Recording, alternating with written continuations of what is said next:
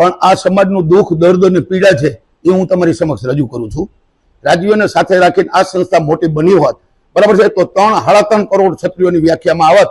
ભૂતકાળમાં કોઈ પાર્ટીને સફળતા મળી નથી. તમે ખાલી 500,000 ને અહીંયા બોલાવી અને કાર્યક્રમ કરી લીધો, તો સમાજના બે ઊભા ફાડિયા ન કરો.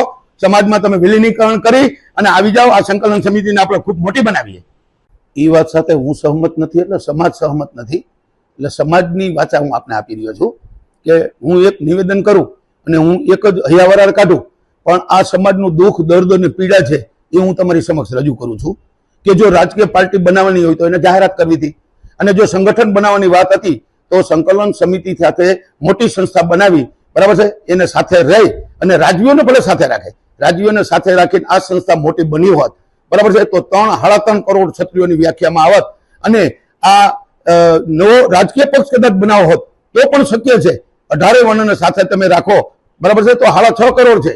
પણ ક્ષત્રિયોનું જ ખાલી વાત અત્યારે કરતા હોય તો 3 કરોડ છે. તો 100% નવી પાર્ટી બને, એને સફળતા મળે.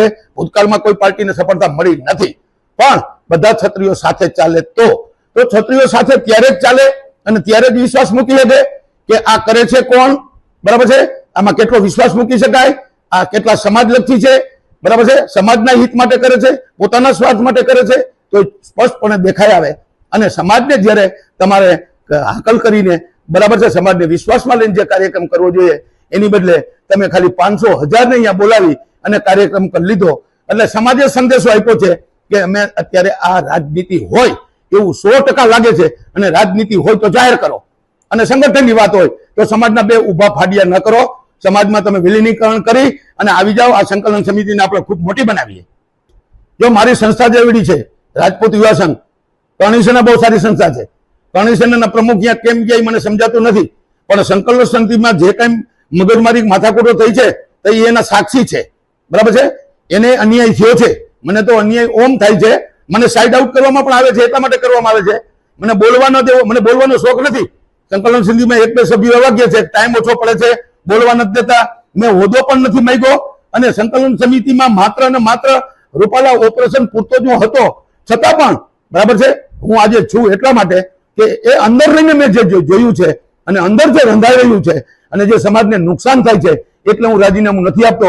ગઈકાલે જયદેવસિંહ વાઘેલા, જે આઈડિયલ છે યુવાનોનો, લાખો યુવાનોનો ચાહક છે, અને એટલો સરળ અને સીધો માણસ છે કે એને સાઈડ આઉટ કરી દીધો.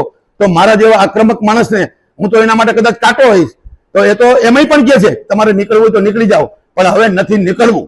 નકર તો મારું એક સૂત્ર છે, લગ્ન એક જ વાર થાય, બીજી વાર નાતરું થાય. હું નાતરું કરવા નથી ગયો, બરાબર છે. હું સમાજ માટે ગયો છું. સમાજ માટે જે કાંઈ પરિણામ આવે ભોગવવાની તૈયારી છે, પણ સમાજનો અવાજ હું રજૂ કરીશ. અને સમાજ જ્યારે મને એમ કહેશે કે તમે છાનામાના બેસી જાઓ, ત્યારે ચોક્કસ બાપના બોલતી છાનામાનો બેસી જાય છે.